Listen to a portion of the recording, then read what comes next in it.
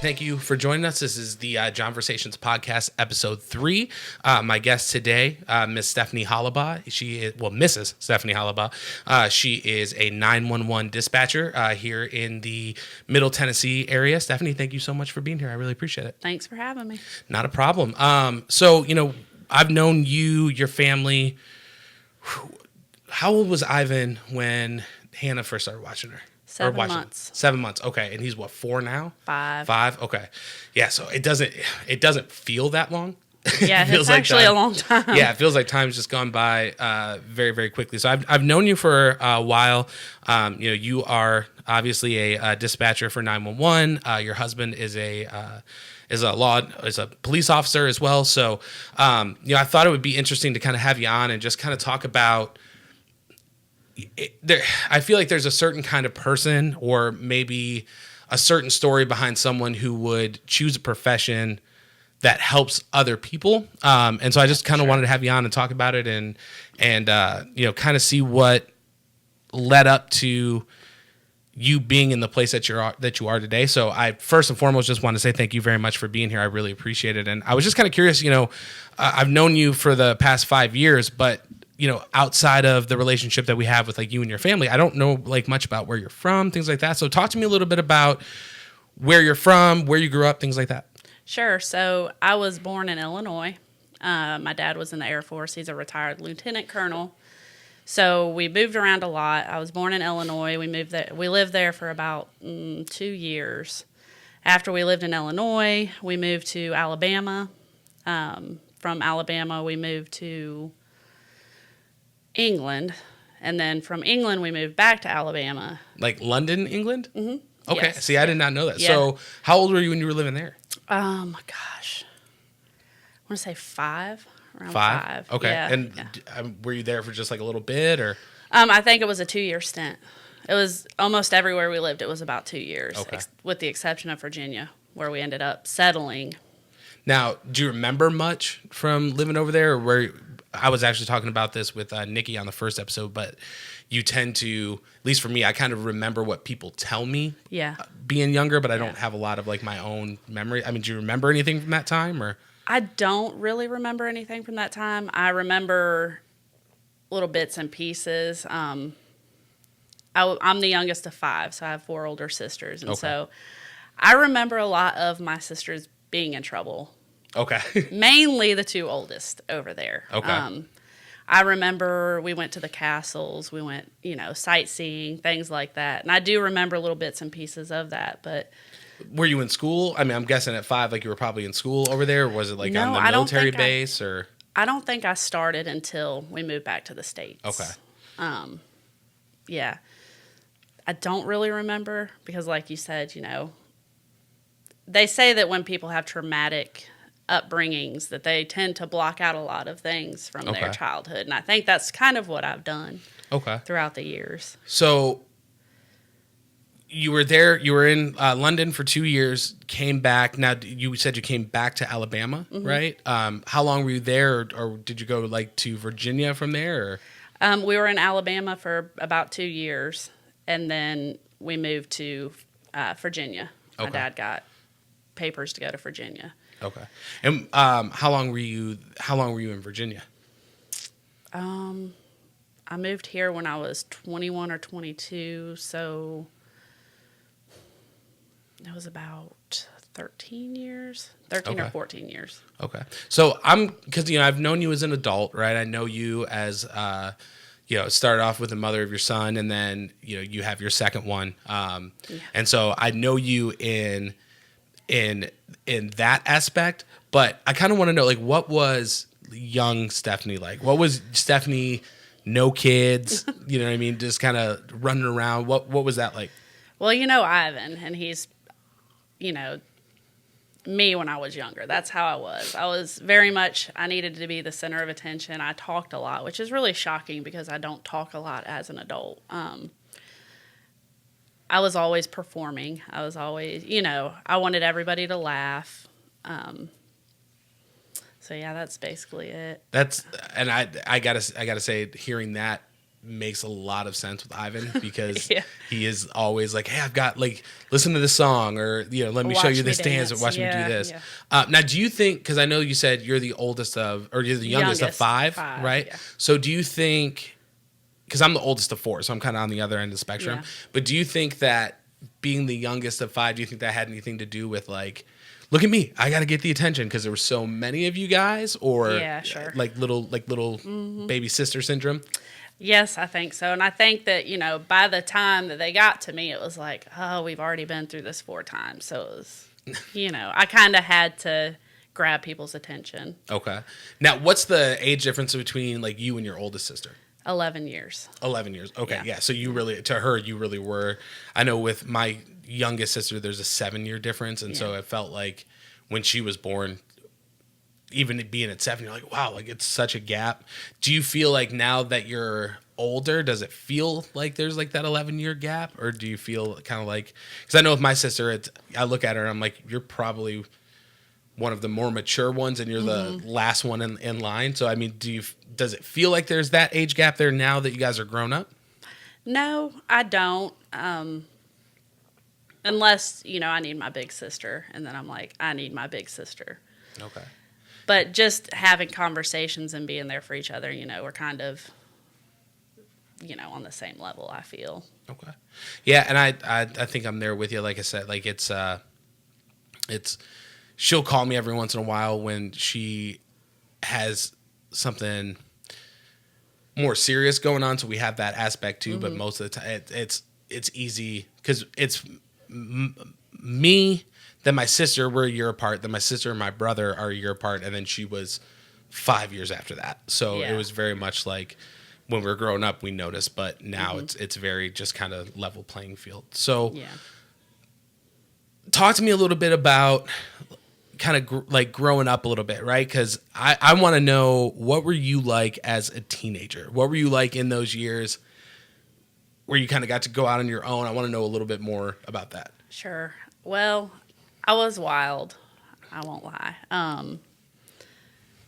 I was influenced a lot by my older sisters. So I always felt like I had to catch up to them. Like me and my sister that's next in line, Shannon, there's 3 years between us, but I always felt like I had to catch up to her maturity-wise. And I always wanted to be with her, and I always wanted to hang out with her. So it was like, almost like I kind of skipped the teenage years. So I went kind of from a kid to a young adult very fast because I was trying to catch up with her, and it kind of got me into some pretty rough situations. Okay. Now, is that something like, is there an example that you feel comfortable talking about, or is Sure, it? yeah.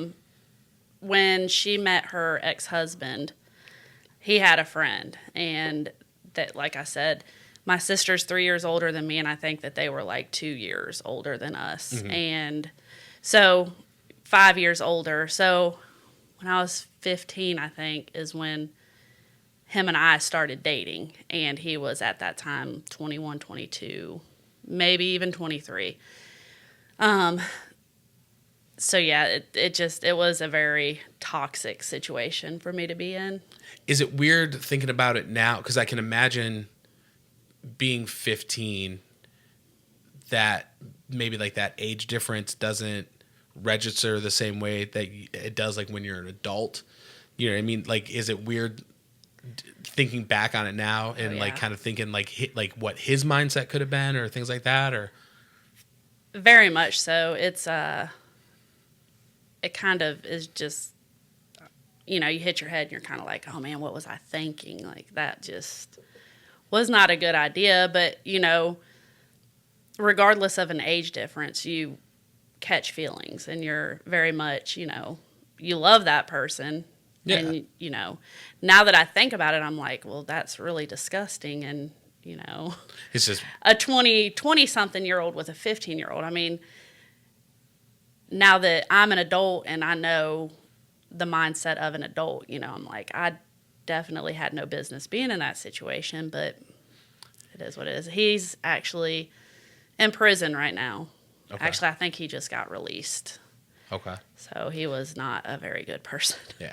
Well, and I mean, like, you know, Kara and I, we're 7 years apart, but, you know, we met she was turning 21. And so, I mean, there's definitely the age difference there, but, we've talked about it before, like how weird it would be, like, if I met her when I was 18 and she would have been like 11. It's like, wow, that's like super weird to think about outside of that, you know what I mean? Like, because there's people that are, 10, 15 years apart, things like that, but it's very weird to think about at that age. I think it just registers completely now if I were different. to meet somebody now who there was that age difference between us, of course I'm married now, but Watch out, Ryan.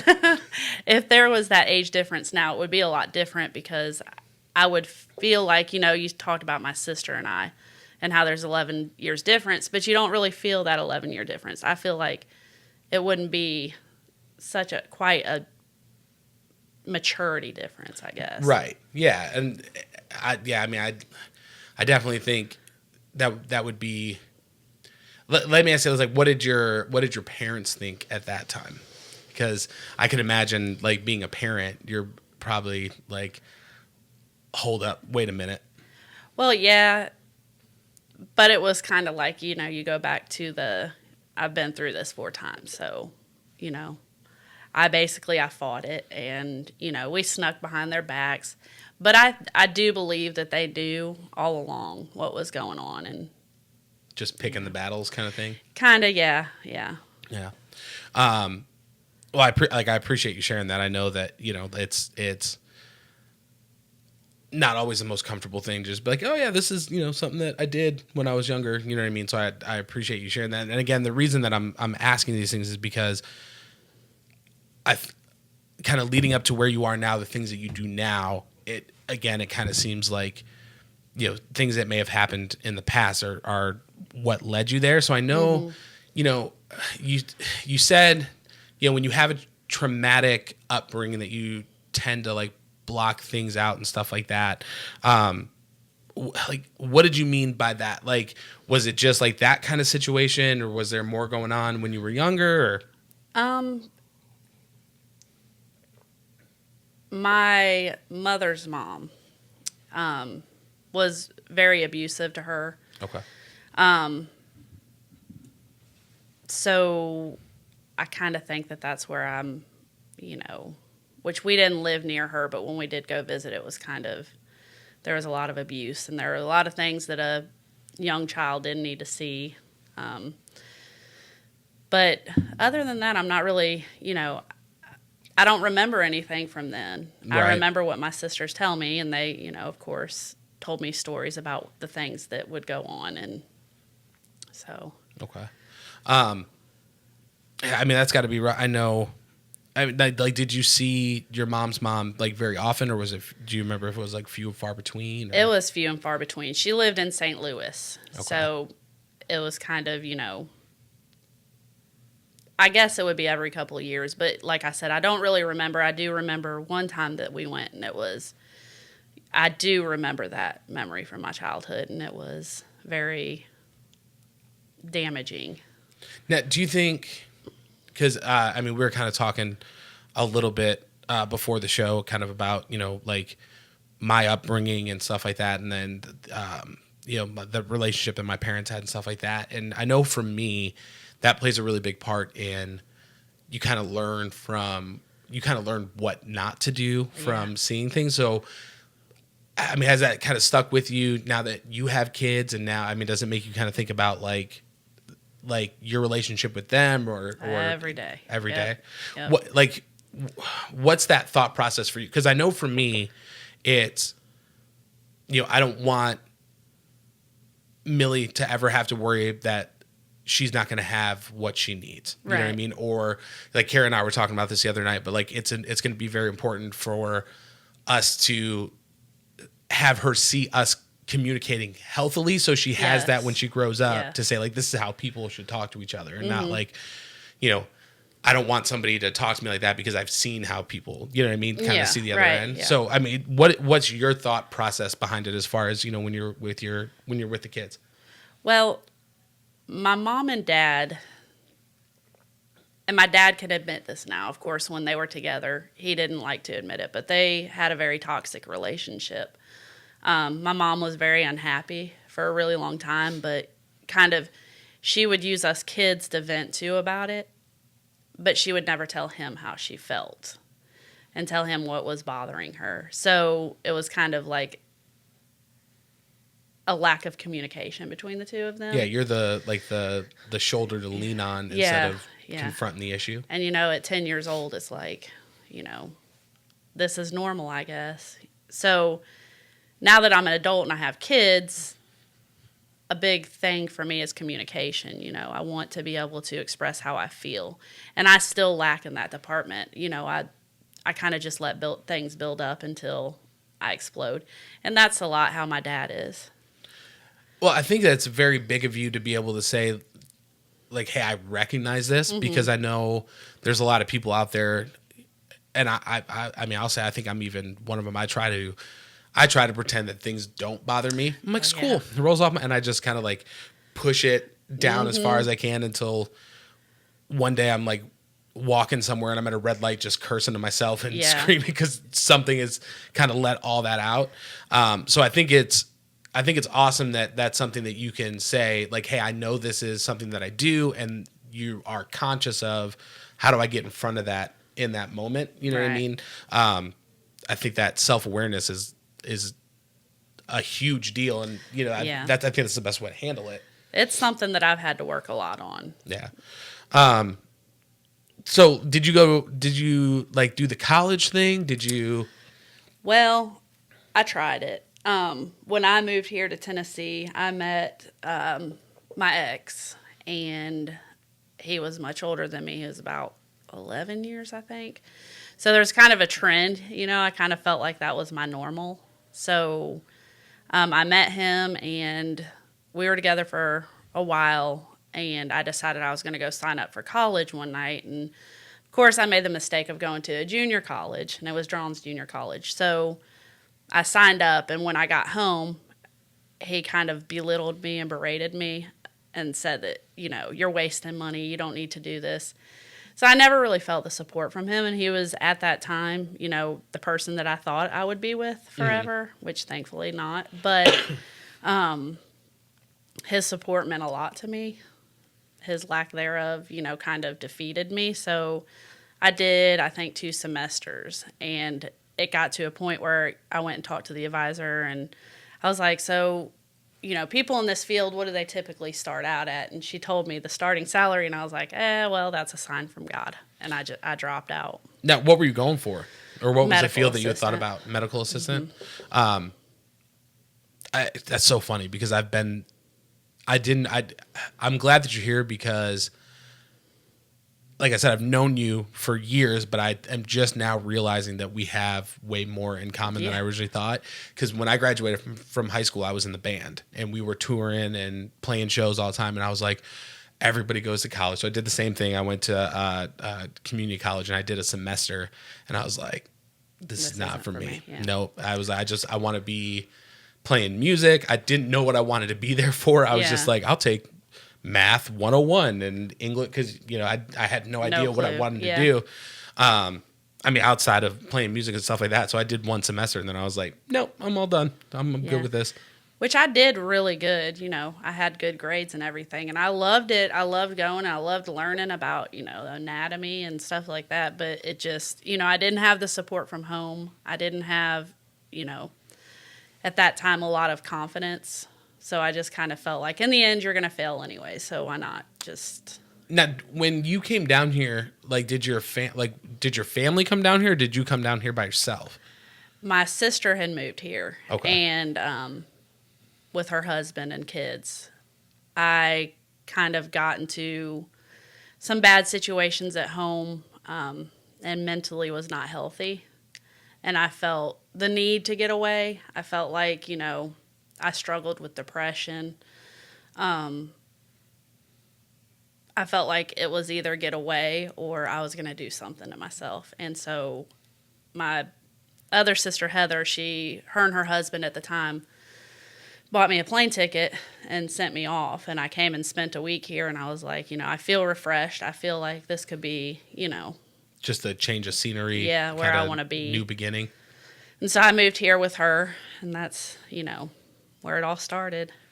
So because that makes a lot of sense. Being like, I mean, I know that your sister was here, but sounds like she had her own family, her own kind of thing going. So you're coming down and like, hey, I'm here. So if that's really the only support that you're getting, or like lack of support that you're getting, it seems like it kind of bring back maybe some of those feelings that you had, back in Virginia. Like, what am I doing? Am I making the right kind of putting you back into that headspace that you were trying to get away from? So you did the two semesters, but how long did that relationship last? Because I know that you were, at the time you thought like, hey, this is the person. We were together, 7 years. 7 years? Yeah, it was a long time. And that was off and on. And it was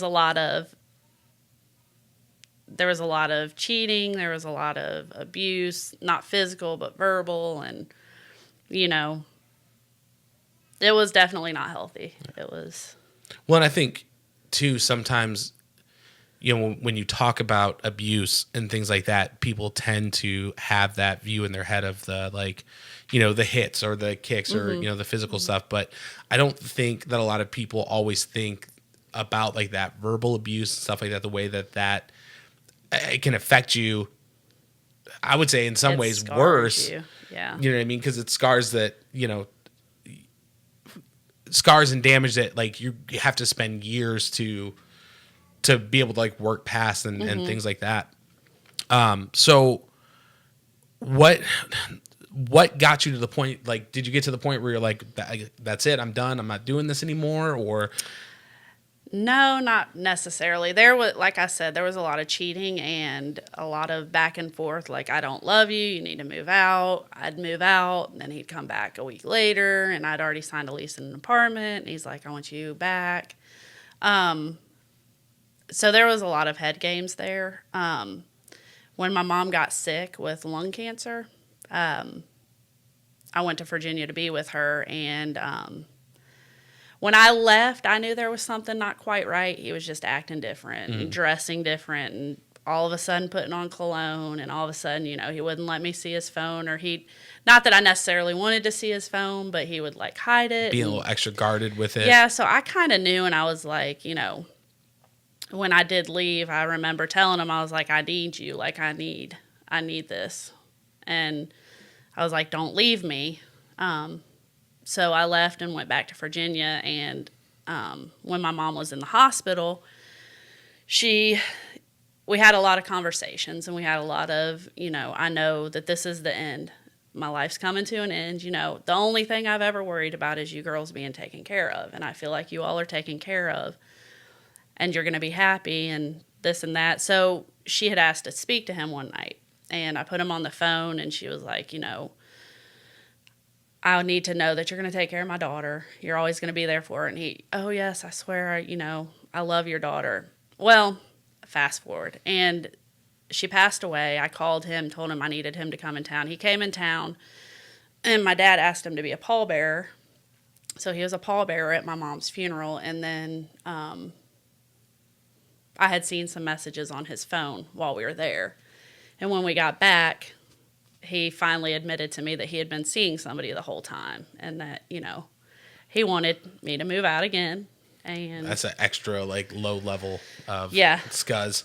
Yeah, yeah. And the thing is, like, you just should have said, no, I'm not going to be able to come in town. I had my sisters, I had my family, but to know what you were doing to me on top of what I was already going through. So when I came back, he actually asked me to stay and be his roommate and help pay off some bills. Oh, just casual roommates. No big deal while you're seeing somebody else. And I was like, it's time I stand up for myself, and no, you're not doing this to me anymore. And I went and signed a lease the next weekend, and I moved out. Now, because, you had mentioned your mom, and that is something, over the years of knowing you and our friendship, I did know that. Do you think, because I know that you had said, while you were visiting her, you had those conversations and things like that. Do you think that coming out of that, did that give you like a different perspective as far as like, is this worth putting myself through? Like, did it change? Did going through that, do you think that kind of influenced that decision to say like, hey, I'm done. Like, I'm not, this isn't worth putting myself through it. Or do you think it was just like you had finally just had enough and everything was piled on? I think that I was just so angry at what happened with my mom and her passing away that I diverted it and deflected it into, I'm going to stand up for myself and I'm not taking this anymore. So I don't think it necessarily was like, I'm a changed person now. And, because I can't say what would have happened, but I don't think that had that not happened with him, I probably wouldn't have left that weekend. It would have eventually ended, but drawn out a little bit longer and yeah. things like that. Yeah, because I can just imagine, I've never had, like my grandfather passed away pretty recently, and we were close growing up as kids, but we never had like, it wasn't like a, we're going fishing on the weekend and I go to him for it wasn't right. like, he was my grandfather. I loved him. He so much for us as kids growing up and always like made sure that we were taken care of, but it just wasn't that kind of relationship. Yeah. I've never had someone close to me like that pass away. And so, I can imagine like just I just feel, for me, I feel like it would cause me to like look at things differently and kind of, does. when you're looking at the scale, like what's important, is this worth giving as much effort as I have been and things like that. And, I think that it kind of made me realize that, life is short and it can change in an instant. And do you really want your life to be like this? Do you really want your, to keep going on like this? Do you want to be in this dead-end relationship? Because he flat out told me he never wanted to get married, even though he's married now. Never wanted to have kids, even though he's got stepkids now. So it just it was like, I want certain things that you don't want. He inherited some babies? Is that? Yeah. they came with a relationship? Yeah. Well, I think, too, it's funny to because I'm a big believer of terrible things happen to you so that when the good things happen, you can recognize. Yeah. I've been in a lot of relationships. Well, not a lot of relationships, but some of the relationships I've been in before I met Kara. Like I dated this girl for like 5. She was a straight up like drunk. Like she drank beer like a mechanic. Like could just like crush a 12-pack or 16-pack in a night. And we had a lot of issues. But it's one of those things where I feel like if I wouldn't have gone through those types of relationships, I wouldn't have recognized what was different, when I met my wife. And so I think, kind of we learned from like, hey, this is what I don't want. Right. Yeah, sure. Yeah. So let me ask you this. When did you meet Ryan? When did you meet your husband? I met Ryan when I started working at the police department dispatching. He was an officer. I was a dispatcher. And I always had a crush on him. And he was always... Too. Yeah, I know. He's a good one. He knows. I always had a crush on him. And he always had a girlfriend because he's Ryan. So, he's a good catch. But I would always try and flirt with him. And like I said, he just always had a girlfriend. So we knew each other for a while. We didn't like hang out or anything, never really had a conversation. And then, I hadn't realized that he had broken up with one of his girlfriends. And I was joking around with him one night. Something had happened at work and we kind of were texting back and forth about it. And I was like, man, I'm going to go home and drink some Jack Daniels when I get off. And he was like, that sounds good. And I was like, well, you should come over. And so I didn't think he was going to. I was like, he's never coming over to my house. And knock, knock, knock. Yeah, he texted me and was like, hey, I have to go train for a little while, but when I'm done, I'm coming over. So I went home and I didn't hear from him. And I'd put my pajamas and everything on. And I was out walking the dog and he showed up. So... And we stayed up till 5 o'clock that next morning just talking. Yeah. And that Jack Daniels will help with the conversation, that's for sure. It definitely will, yeah. So how long after Old Guy before you met Ryan? Was it like a couple of years, or was there time in between, or? It was, my mom died in 2010, and me and Ryan started dating in 2012. So It was almost 2 years afterwards. Okay. Yeah. So let me, like, in that like 2 year time, did you have was that just kind of like, Stephanie working on Stephanie, or was it just having fun doing? I dated. I dated one guy who kind of fell hard and fast for me, and it kind of freaked me out a little bit, because I was like, I just got out of a relationship, and he had kids, and I was just like, I'm not really feeling this, but I worked on myself, but probably not enough. Right.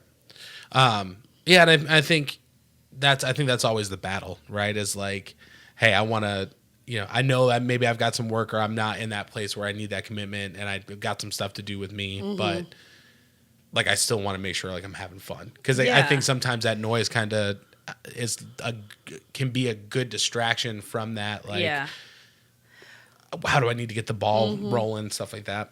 And I had been in a relationship, since I was 15 years old. I had jumped from one serious relationship to another, and it was just, it's exhausting. And I was like, I don't want to seriously date anybody. And I really necessarily didn't when I got with Ryan, but, there was just something different there, and I kind of felt, this is it.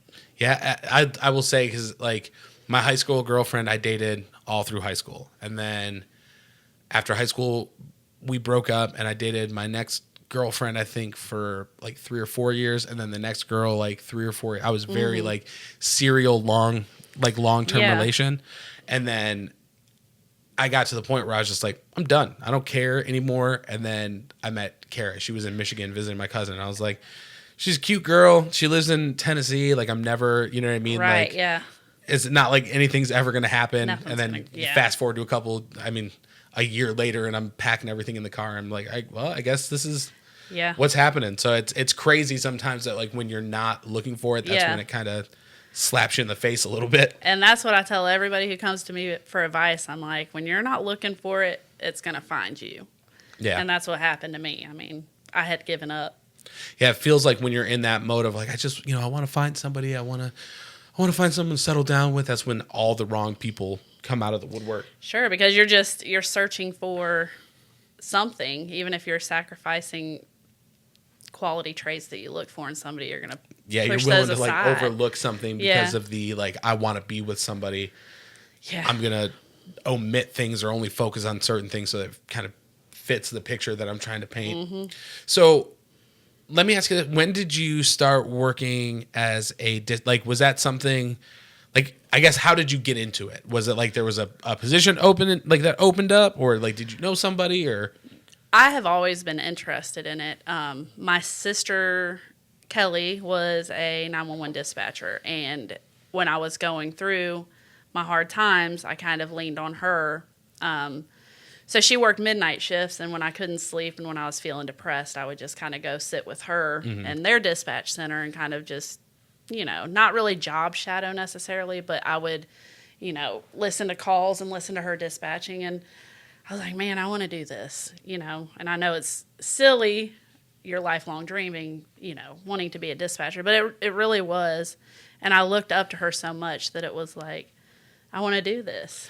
Now, was it, because that's what I was going to ask you, like, do you think it was more so that you looked up to her and that's what she did, or was there anything else like about the profession itself, or anything that you had heard when you were in the center?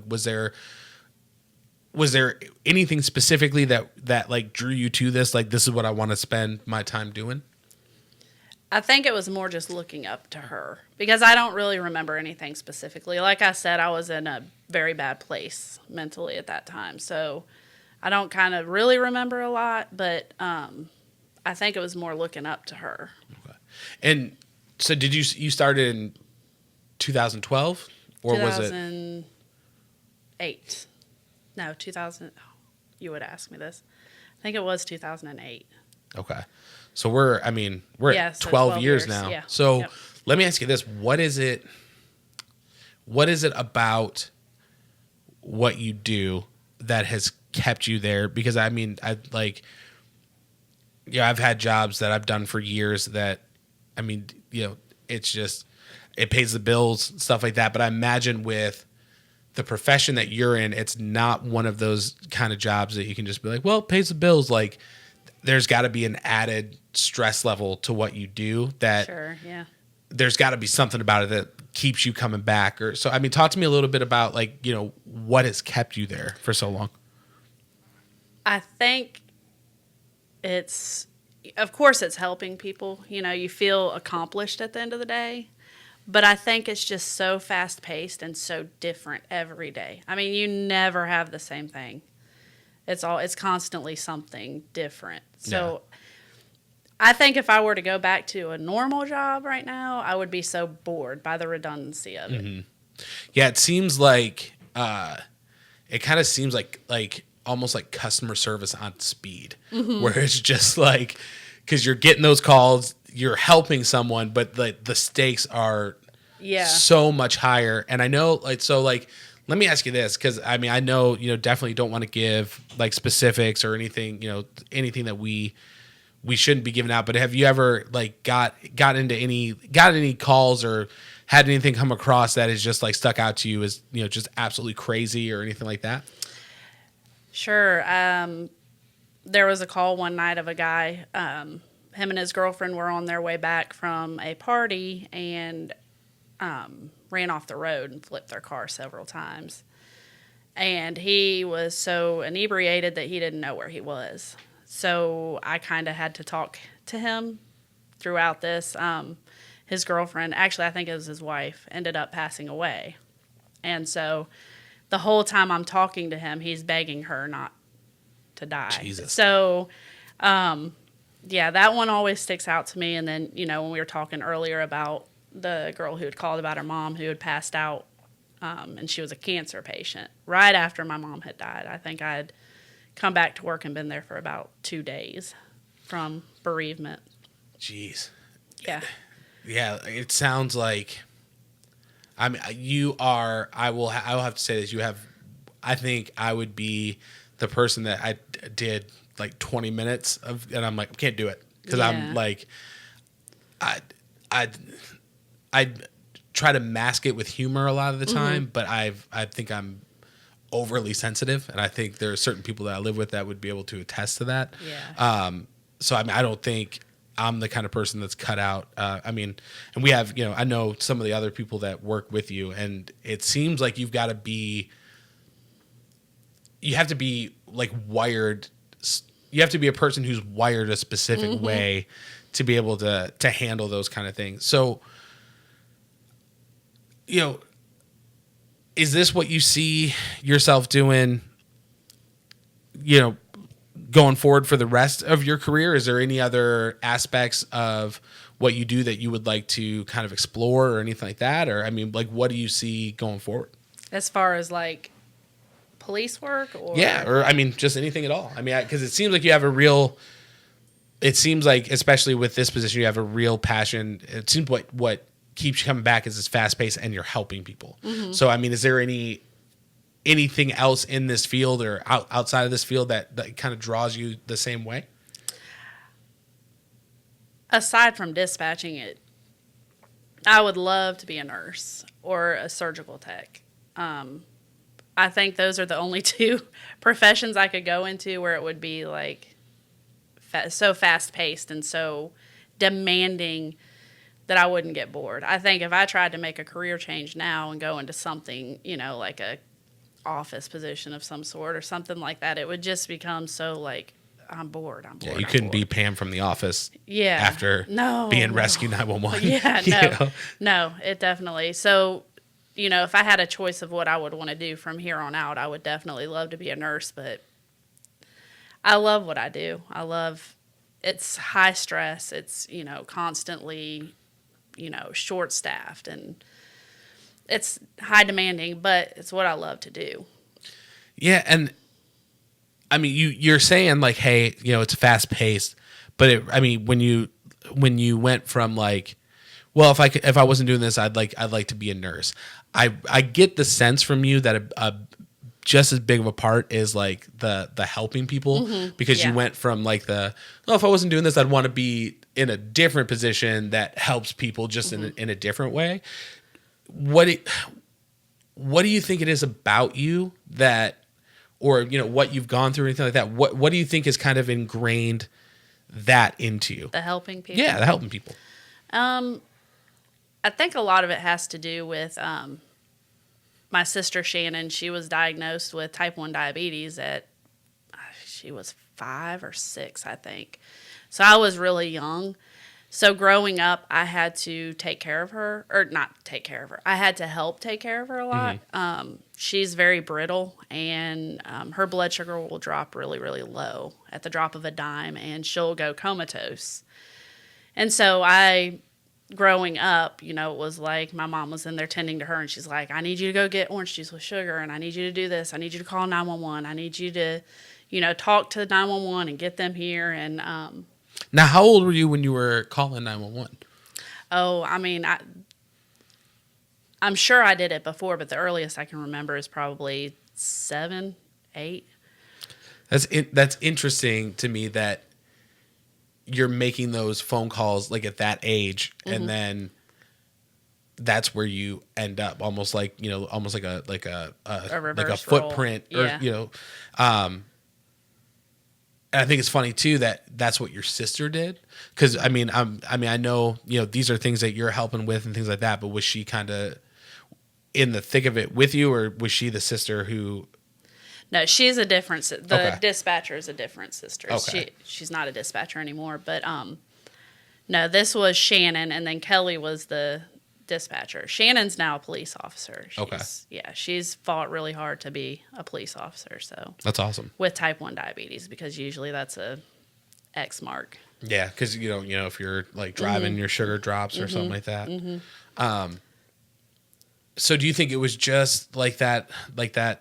Helping your sister when you were a kid, or did like the things with your mom, anything like that? Do you think any of that contributed to it, or?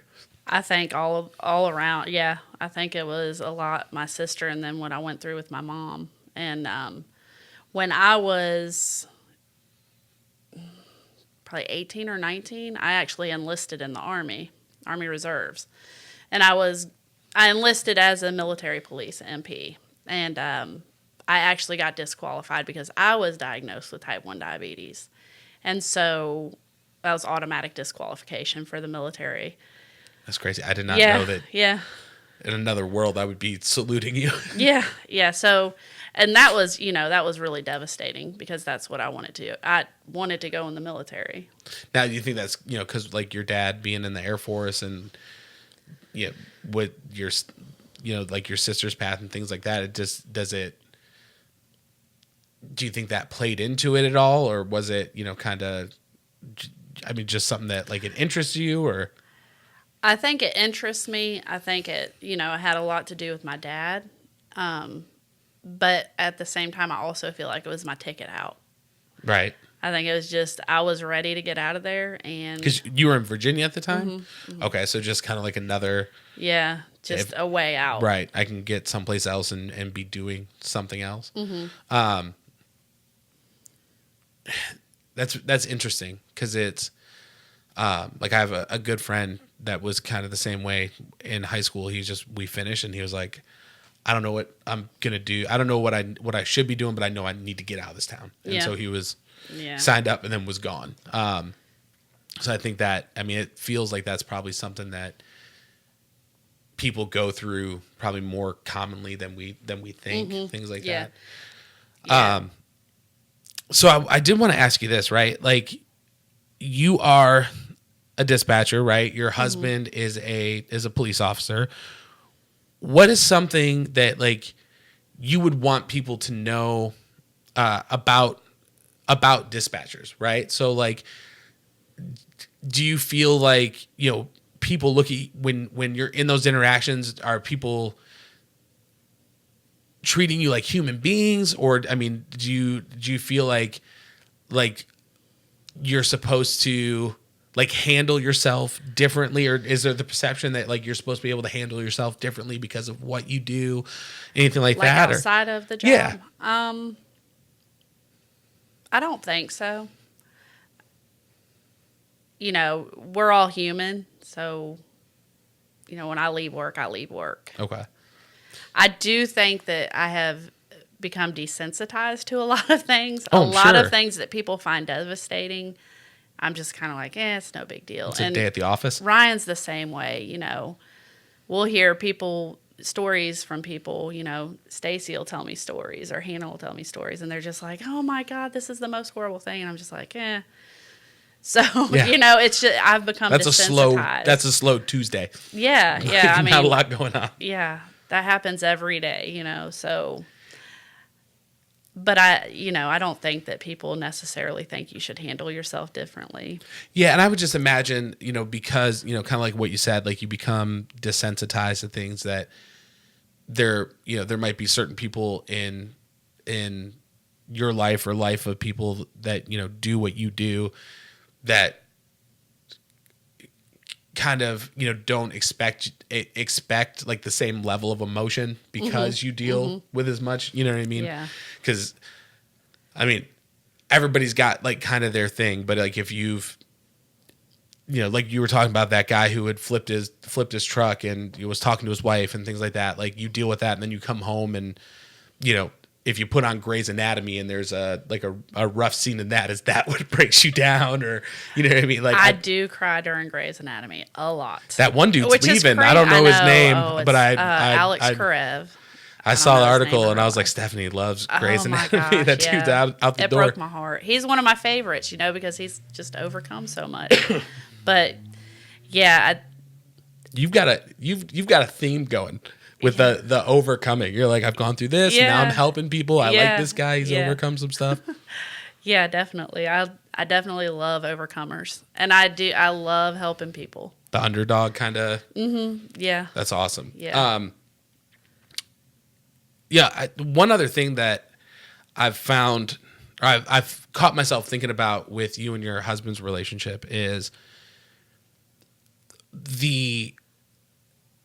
I feel like people have a very, especially with like social media and what you're seeing on, I mean, you can go on Facebook and it's like bad cop, bad cop, bad cop, and it's like you're only seeing one, like you can, with the algorithm or whatever, if you look up one thing, you'll just see that on repeat. Yeah. And I think it kind of takes away from, I mean, not even kind of, I think it really takes away from good cops that are out there that are, trying to make a difference. They're trying to help, trying to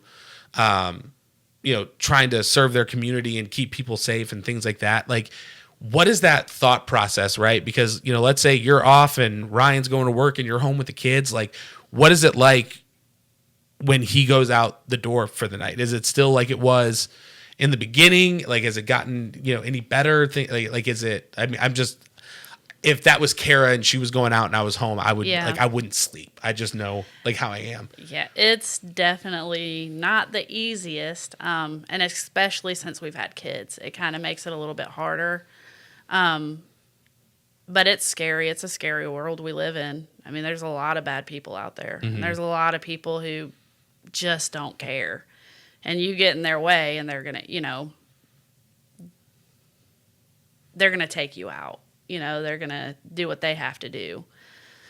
I always say a prayer when he leaves. And, we had a very intense situation the other night with him, and I can't go into specifics, but I have to remember that I have little eyes watching me. And so when I want to freak out and when I want to be scared, I have to remember that my 5-year-old's watching me. So if I freak out and become scared, he's going to freak out and become scared. So, but it's always on your mind. If you go an hour without hearing from him, you're like, oh gosh, what's happening? What's happening? What's happening? And I have to really stop myself because, you know, you have that police scanner app. Mm-hmm. And I always want to go and listen. It's like, what's going on? Yeah, but I'm like, you know, I can't do that. I get terrified if there's a knock at my door when he's at work because, mm-hmm. you know, that's how they'll notify you if something happens. And so anytime you get a knock at the door, it's like, okay, please. Usually it's just, you know, Amazon delivery, but it's like, you know, you're always thinking about if that happened. Yeah. And how you would deal with that. So, well, it's crazy too because, you know, your oldest, I've seen him, you know, come out in his policeman outfit and, you know, mm-hmm. you're under arrest. You know what I mean? Like he always very clearly looks at Ryan like a superhero. Yeah. You know what I mean? And so I can imagine like, I haven't thought about it like that. I've thought about it as far as like how I would feel like personally, but I haven't thought about it as far as how you have to behave mm-hmm. because the kids are there. I can feel any way I want, but you know, how I present myself in front of my children, I have to really be careful because Ivan's very naive right now. So yeah, he knows bad guys are out there, but he doesn't know that the bad guys, you know, could hurt Daddy or. Yeah. Well, it's a very like Batman, mm-hmm. Superman bad guy. Like there's good guys and there's bad guys, and the good guy always wins. Right. Which, you know, in real life, unfortunately, that isn't the way it always plays out. Yeah. Yeah, man, that's crazy because I can.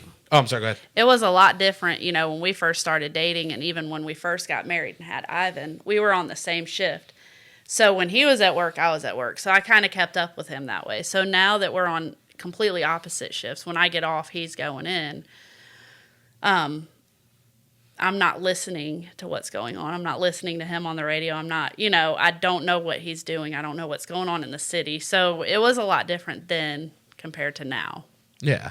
Well, I mean, that's got to be a good feeling to be, if you're there, you're getting the dispatch calls, you mm-hmm. can be like, hey, by the way, honey, here's just a little heads up. Be careful going to this one where, you know, when you're on those opposite shifts, like you're in the dark, you don't know.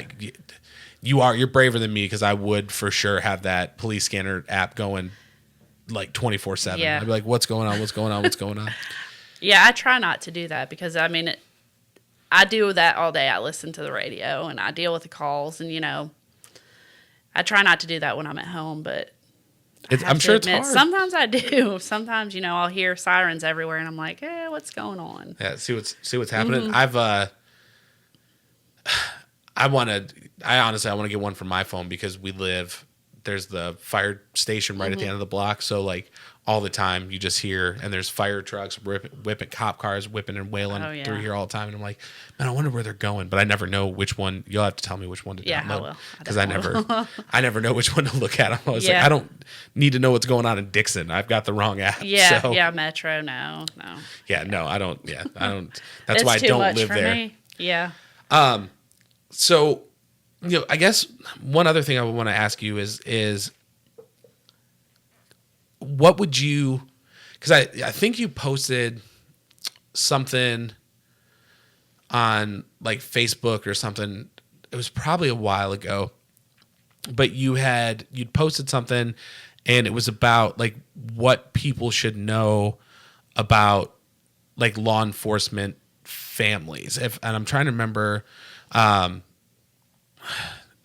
exactly what it was, but I think it was kind of along that, like, you know, you go out to protect people, you come home, you have like family, you have kids, things like that. I guess, you know, what would you want people to know that, you know, could call into you or potentially like interact with Brian or something like that? I mean, is there, because I think we tend to look at, sometimes I feel like we tend to look at law enforcement as like not people. Yeah. You know what I mean? Not like human. You know, like I've seen videos of like cops getting like bottles of water dumped on, you know, just by like, you know, protests and stuff. And so I feel like sometimes we look at them more as like, you know, less than, you know? So, I mean, is there anything that you would want? And I wanted to ask you this question just because you are in the position where, like, if anybody knows what it's like or what, a day in the life is like, with the work that you do, with the work that your husband does, like, you are the person who would best answer this. So, I mean, is there anything that you want people to know about, your coworkers? I mean, talk to me a little bit about that. I think when people call in, like you said, they don't see us as humans. We're just a voice on the other end of the line. Mm-hmm.